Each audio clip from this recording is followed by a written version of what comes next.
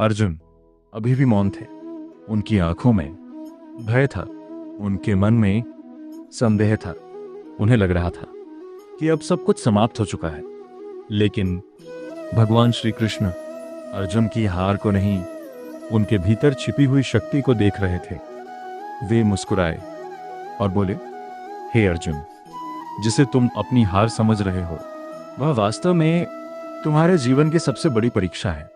मनुष्य जब तक जीता रहता है उसे अपने भीतर की शक्ति का पता नहीं चलता, लेकिन जब जीवन उसे गिराता है तभी उसे यह अवसर मिलता है कि वह स्वयं को फिर से पहचान सके। इसीलिए श्री कृष्ण ने अर्जुन से कहा, कर्म करो, परिणाम की चिंता मत करो। इसका अर्थ कभी भी यह नहीं था कि परिणाम महत्वपूर्ण नहीं है।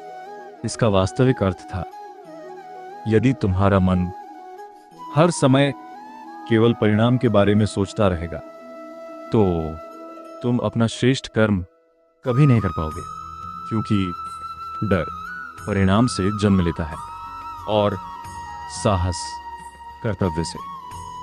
आज हम भी यही भूल करते हैं। हम काम शुरू करने से पहले ही सोचने लगते हैं, अगर मैं असफल हो गया तो, अगर लोग हंसेंगे तो, अगर सब कुछ खो गया तो। और यहीं हमारी हार शुरू हो जाती है। ध्यान दीजिए, असफलता हमारे कदम नहीं रोकती, हमारा भय हमारे कदम रोकता है। असफलता का वास्तविक अर्थ कल्पना कीजिए, एक छोटे बच्चे की जो पहली बार चलना सीख रहा है। वह बार बार गिरता है, फिर उठता है, फिर गिरता है, लेकिन क्या उसके माता पिता उसे असफल कहते हैं? नहीं, वे जानते हैं कि हर गिरना चलना सीखने का हिस्सा है।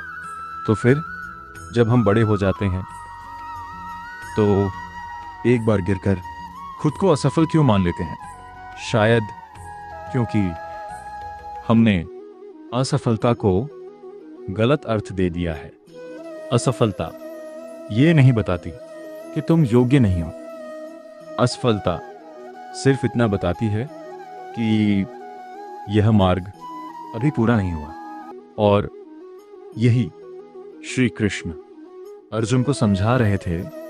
उन्होंने कहा, यदि आज तुम अपने भय के कारण कर्तव्य छोड़ दोगे तो जीवन भर अपने ही निर्णय पर पछताओगे, लेकिन यदि तुम साहस के साथ कर्तव्य निभाओगे तो हार भी तुम्हें जीवन की सबसे बड़ी सीख दे जाएगी।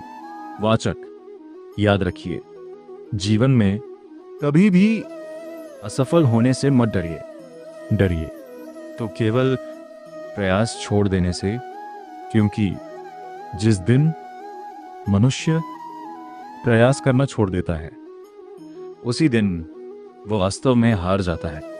लेकिन यदि वह हर बार गिरकर फिर खड़ा हो जाता है तो पूरी दुनिया की कोई शक्ति उसे सफल होने से रोक नहीं सकती।